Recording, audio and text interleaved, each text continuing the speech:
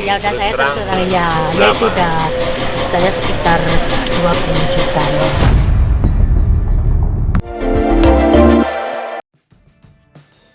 Namun, alih-alih mendapatkan bantuan, Baim Wong malah dibuat kaget dengan gaya hidup si wanita yang ternyata mempunyai handphone mahal.